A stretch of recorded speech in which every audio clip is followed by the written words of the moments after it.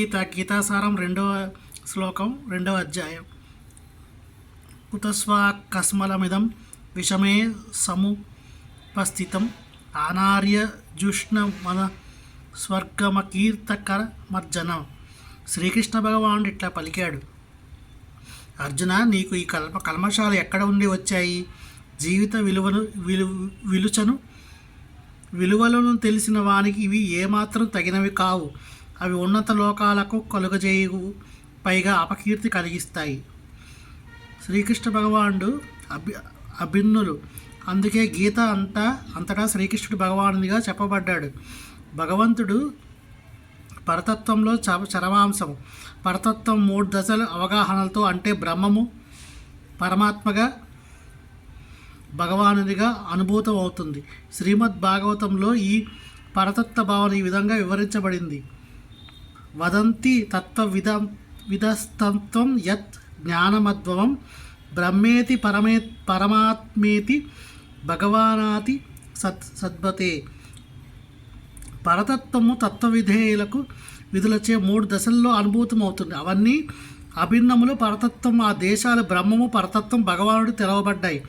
ఈ 3 దివ్య రూపాలు సూర్యుడి ఉపమానంతో వివరించవచ్చును. సూర్యునికి కూడా సూర్యకాంతి, సూర్యబింబు, సూర్యమండలం అనే 3 విభిన్న రూపాలు ఉన్నాయి.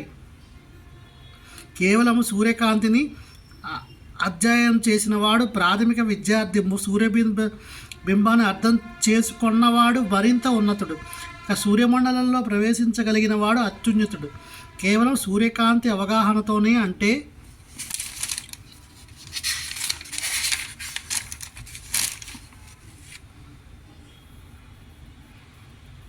దాని విశ్వవ్యాపకత్వాన్ని, తేజోమయమైన దాని నిరాకార స్వభావాన్ని తెలుసుకోవడంతో సంతృప్తి చెందే విద్యార్థులను పరతత్వము, బ్రహ్మానుభూతిని పొందిన వారితో పోల్చవచ్చును. మరింత పురోగమించిన విద్యార్థి సూర్యబింబాన్ని తెలుసుకోగలుగుతాడు. అట్టి సూర్యబిందువు పరతత్వం, పరమాత్మ జ్ఞానంతో పోల్చబడింది. ఇక సూర్యలోకంలోకి ప్రవేశించగలిగిన విద్యార్థి పరతత్వం, రూపలక్షణాల అనుభూతిని చేసుకున్న వారితోనే పోల్చబడతాడు. అందుకే పరతత్వ అధ్యాయంలో నెలకొల్పిన విద్యార్థులందరూ ఒకే విషయ అధ్యాయంలో నెలకొల్పినప్పటికీ పరతత్వ భగవానుడినే లక్షణాన్ని అనుభూతం చేసుకున్నట్టి భక్తులే మహోన్నత ఆధ్యాత్మికతలు. సూర్యకాంతి, సూర్యబింబము, సూర్యలోకంలోని కర్మల అభిన్నములైన ఈ 3 వివిధ దశలు విద్యార్థులు ఒకే తరగతిని చెందినవారు కారు. భగవానుడనే సంస్కృతి పదం గొప్ప ప్రామాణికుడు వ్యాసదేవుని తండ్రి అయిన పరాశరమునిచే వివరించబడింది. సర్వ సంపదలు, సర్వశక్తి, సర్వ యశస్సు, సర్వ సౌందర్యము, సర్వజ్ఞానం, సర్వ వైరాగ్యం కలిగిన పురుషుడే భగవంతుడిని పిలువబడతాడు. చాలా ధనవంతులు, చాలా శక్తివంతులు, చాలా అందమైన వారు, చాలా యశస్సు కలిగిన వారు, చాలా విద్యావంతులు, ఎంతో వైరాగ్యవంతులు చాలామంది ఉంటారు. కానీ సర్వసంపదలు, సర్వశక్తి మున్నగు వాణిని పూర్తిగా తమకు ఉన్నాయని ఎవరూ చెప్పుకోలేరు. పరమపురుషుడైన కారణంగా కేవలం శ్రీకృష్ణుడే మాత్రమే అది చెప్పుకోగలడు. బ్రహ్మ, శివుడు, నారాయణుడితో పాటు ఏ జీవుడు కృష్ణుని ఎంతగా పూర్ణ విభూతులను కలిగి ఉండడు. అందుకే శ్రీకృష్ణుడే దేవాది దేవుడని స్వయంగా బ్రహ్మ సంహతితో నిర్ణయించబడింది. అతనికి సమానమైన వారు కానీ అధికులు కానీ లేరు. అతడే ఆదిదేవుడు, గోవిందునిగా తెలియబడేవాడు, సర్వకారణాలకు కారణుడు. ఈశ్వర పరమః కృష్ణ సచ్చిదానంద విగ్రహ అనాదిరాది గోవింద కారణం. భగవంతుని లక్షణాలు కలిగిన పలువురు వ్యక్తులు ఉన్నారు, కానీ తనను వించినవాడు వేరొక్కడు లేనందున కృష్ణుడే పరమపురుషుడు. అతని దేహం నిత్యమైనది, జ్ఞానపూర్ణమైనది, ఆనందమైనది. అతడే ఆదిదేవుడు, గోవిందుడు, కారణుడు. శ్రీమద్ భాగవతంలో కూడా భగవంతుని పలు అవతారాలు పట్టిక ఇవ్వబడింది. కానీ శ్రీకృష్ణుడు మాత్రం స్వయం భగవానునిగా వర్ణింపబడ్డాడు. అతని నుండే పలు అవతారాలు, పురుషావతారాలు విస్తరిస్తాయి. హరే కృష్ణ. ఏతే చాంసకళా పుంసః కృష్ణస్తు భగవాన్ స్వయం ఇంద్రారి వ్యాకులం లోకం మృడయంతి యుగే యుగే. ఇక్కడ తెలుపబడిన భగవత అవతారాలన్నీ పరమపురుషుని అంశావతారాలు లేదా కళా అవతారాలు అయి ఉన్నాయి. కానీ శ్రీకృష్ణుడు స్వయం భగవానుడు కనుక శ్రీకృష్ణుడు ఆదిపురుషుడు. అతడే పరమాత్మకు, నిరాకార బ్రహ్మకు మూలమైనట్టి పరతత్వం. దేవదేవుని సన్నిధిలో అర్జునుడు తన బంధువుల కొరకు దుఃఖించడం నిక్కముగా అనుచితమే. అందుకే శ్రీకృష్ణుడు ఎక్కడ నుండి అనే పదంతో తన ఆశ్చర్యాన్ని వ్యక్తపరిచాడు. ఆర్యులుగా తెలియబడే నాగరిక జనులు కోవకు చెందిన వ్యక్తి నుండి అటువంటి కల్మషాలు ఊహాతీతము.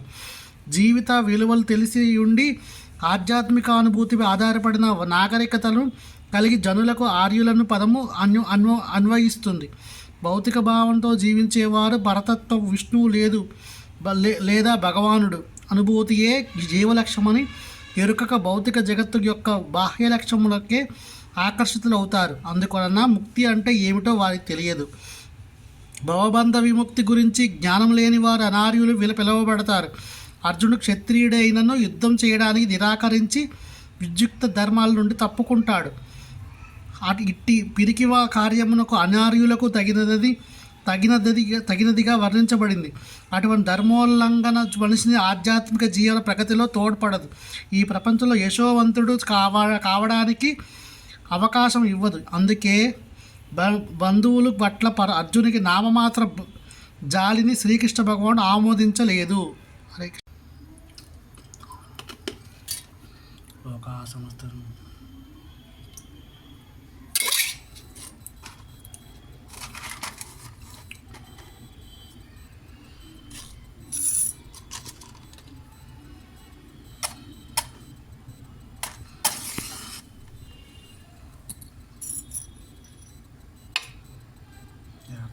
స్పీడ్గా వెళ్తున్నాను. శ్రీమన్నారాయణ శ్రీమన్నారాయణ శ్రీమన్నారాయణ. చల్లగా ఉండండి, అందరు చల్లగా ఉండండి.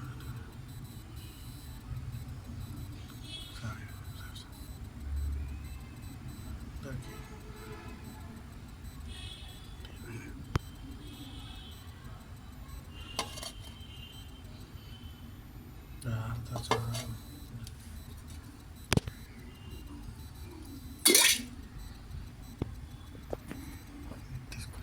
అందరు హారతి తీసుకోండి. ఈరోజు భగవద్గీత 2వ అధ్యాయంలోని 2వ శ్లోకం అయింది. అందరూ హారతి తీసుకొని ఆ శ్రీకృష్ణ పరమాత్మ అనుగ్రహానికి పాత్రలో ఉండి గోవింద గోవింద. ఈరోజు నేను ద్వారకా తిరుమలకి వెళ్ళి వచ్చానండి, క్షేత్రానికి. మీ అందరి కోసం, మనందరి కోసం అందరూ బాగుండాలి ప్రార్థన చేసి వచ్చాను. స్వామి అమ్మవార్లు బాగుండాలని ప్రార్థన చేసి వచ్చాను. లోకా సమస్త సుఖినో భవంతు. శ్రీమన్నారాయణ.